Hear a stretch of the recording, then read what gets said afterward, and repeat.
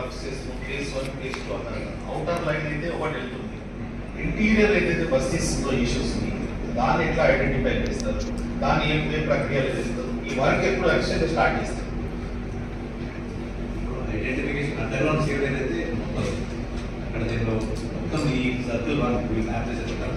Circle 1లో మొత్తం స్లాంప్స్ ఉన్నాయి, అవన్నీ నాకు మొత్తం ఎంటైర్ దాంట్లో మనం డిస్క్రిమినేట్ చేసేది ఎంటైర్ కాలనీలో మ్యాప్ అయింది, మొత్తం కాలనీలో అండర్ గ్రౌండ్ సేవ్ చేస్తారు. మీరు చెప్పిన స్ట్రాటజీ. అందరికీ నమస్కారం. ఈరోజు మీ అందరికీ తెలుసు, ఎన్నోసార్లు ఈ 303 crores ఏదైతే స్టేట్ గవర్నమెంట్ నుంచి ఎస్క్రో అకౌంట్లో డిపాజిట్ అయింది, డిపాజిట్ కాకముందు నుంచే చెప్తున్నాను, MP, MLA, nominated member, HMWS, HMDA and cantonment board officials ఈ 6 కలిసి కూర్చొని ఈ 303 కోట్లు ఎట్లా ఖర్చు పెట్టాలి, ఎక్కడ ఖర్చు పెట్టాలి, మాతో పాటు ఒక 1 month టైం ఇచ్చి కంటోన్మెంట్ బోర్డుకి సంబంధించిన ప్రజలు ఎవరెవరైతే ఉన్నారో వారందరికీ టైం ఇస్తే వాళ్ళ రిప్రజెంటేషన్ కూడా తీసుకొస్తారు. వాళ్ళ సమస్యల మీద ఏదైతే నాలాల గురించి, ఈ సేవరేజ్ లైన్ల గురించి ఖర్చు పెడుతున్న డబ్బులు ఏదైతే ఉందో, ఒక దిక్కేమో బయట నుంచి నాలాలు ఈజీగా పోతుంది ఈ పైసలతోటి, కానీ ఇంటీరియర్ బస్తీలాల కాలనీలాల కొన్ని సమస్యలు ఉండిపోతాయి కాబట్టి ఆ సమస్యలు పరిష్కరించుకోవాలి. కాబట్టి ఎన్ని సమస్యలు ఉంది మాకు తెలిసినే ఉండొచ్చు, కంటోన్మెంట్ బోర్డు శానిటేషన్ డిపార్ట్మెంట్ వాళ్ళకి తెలిసి ఉండొచ్చు, సిఓ గారు తెలిసిన్నా కూడా ఇంకా కొన్ని మిస్ అవుతాయి. కాబట్టి కనీసం ఒక నెల రోజులు టైం ఇచ్చి ఈ రోజు నుంచి ఇస్తే వాళ్ళందరూ రిప్రజెంటేషన్ ఇచ్చి వారిది తీసుకున్నాక ఎంతవరకు 303 కోట్ల పని చేయగలుగుతాం చేస్తాం. ఇంకా ఒకవేళ తక్కువ పడితే ఎంపీ గారిది ఫండ్స్ నుంచి అయినా కావచ్చు, ఎమ్మెల్యే ఫండ్ నుంచి అయినా తీసుకొచ్చి మిగతా బ్యాలెన్స్ పని కూడా చేస్తే పర్మనెంట్గా వర్షం వచ్చినా వర్షం రాకున్నా ఈ సేవరేజ్ లైన్ 365 రోజులు ఉంటుంది. కాబట్టి ఎవరికి సమస్య లేకుండా చూడాలి. ఎందుకంటే ఇంత పెద్ద అమౌంట్ చరిత్రలో ఎప్పుడు రాలేదు, మళ్ళీ ఎప్పుడు వస్తుందో లేదో తెలియని పరిస్థితి. 303 కోట్లు అంటే చిన్న విషయం కాదు.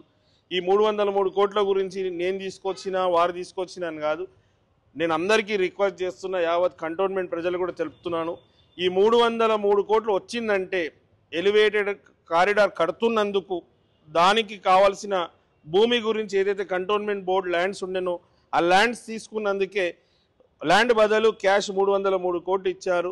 దీనికి కోఆర్డినేషన్ చేసిన సిఓ మధుకర్ నాయక్ గారికి, మాజీ సిఓ అండ్ సిఎంఓ దగ్గర ఉన్న అజిత్ రెడ్డి గారికి, ముఖ్యంగా గౌరవ ముఖ్యమంత్రి రేవంత్ రెడ్డి గారికి హృదయపూర్వకంగా ధన్యవాదాలు తెలుపుతున్నాను. ఎందుకంటే ఈ డబ్బులు ఎక్కడనో తీసుకుపోయి కన్సాలిడేటెడ్ ఫండ్ ఆఫ్ ఇండియాలో పడుతుండే, అట్లా పడకుండా ఇది కంటోన్మెంట్ బోర్డుకి వచ్చి కంటోన్మెంట్ బోర్డు లిమిట్స్లో ఉన్న వాళ్ళ సమస్యల పరిష్కారం కావాలని ఏదైతే ఆలోచన వీళ్ళ ముగ్గురిది ఉందో గొప్పది. ఇంకా మరీ ముఖ్యంగా చెప్తున్నాను, మీ అందరికీ కూడా తెలియాలి, ఈ ప్రపోజల్ నేను ఎమ్మెల్యే కానప్పుడు, ఎంపీ కానప్పుడే ప్రపోజల్ పెట్టారు. ముఖ్యమంత్రి గారు ఎంపీ ఉండే కాబట్టి వారు ముఖ్యమంత్రి అయిన తర్వాత ఈ సమస్య వారికి అవగాహన ఉంది, కంటోన్మెంట్ బోర్డు లిమిట్స్లో బోర్డుకి నిధులు షార్టేజ్ ఉంది, సమస్యలు ఎక్కువ ఉంది, ఈ సమస్యను పరిష్కరించాలంటే ఇది సువర్ణ అవకాశం అని సీఎం రేవంత్ రెడ్డి గారు భావించి అజిత్ రెడ్డి గారు చెప్పడం, అజిత్ రెడ్డి గారితో పాటు మధుకర్ నాయక్ సార్ తోటి మాట్లాడి, డిఫెన్స్ వాళ్ళతో మాట్లాడి ఇవన్నీ కోఆర్డినేషన్ చేశారు. నేను ఎమ్మెల్యే కాలేదు, ఈటల రాజేందర్ అన్న కూడా ఎంపీ కాలేదు. అంతకుముందుకే ప్రపోజల్ ఇదంతా రాష్ట్ర ప్రభుత్వం గౌరవ ముఖ్యమంత్రి గారి చొరవతోటే ఇవన్నీ పాసిబుల్ అయింది. ఈరోజు డెవలప్మెంట్ అవుతుందంటే కూడా వారిదే ప్రధాన పాత్ర. కావున కంటోన్మెంట్ ప్రజల తరఫున, కాంగ్రెస్ నాయకుల తరఫున వారికి హృదయపూర్వకంగా ధన్యవాదాలు తెలుపుతూ ఈ విధంగా ఈరోజు డిస్కషన్ అయింది. 1 month వారికి కంటోన్మెంట్ ప్రజలకు కూడా నా ఒక విజ్ఞప్తి ఏంటంటే, మీకు 30 రోజుల దాకా ఇలా టెండర్ కాల్ఫర్ చేయరు, మీది ఏమైనా నాలాలు కావచ్చు, ఈ డ్రైనేజ్ ఇష్యూస్ ఉంటే మీరు వచ్చి కొత్త సిఓ గారికి మీరు రిప్రజెంటేషన్ ఇస్తే ఖచ్చితంగా ఈ 303 కోట్లో కూడా మీ సమస్య పరిష్కారం అవుతుందని మీకు తెలుపుతున్నాను.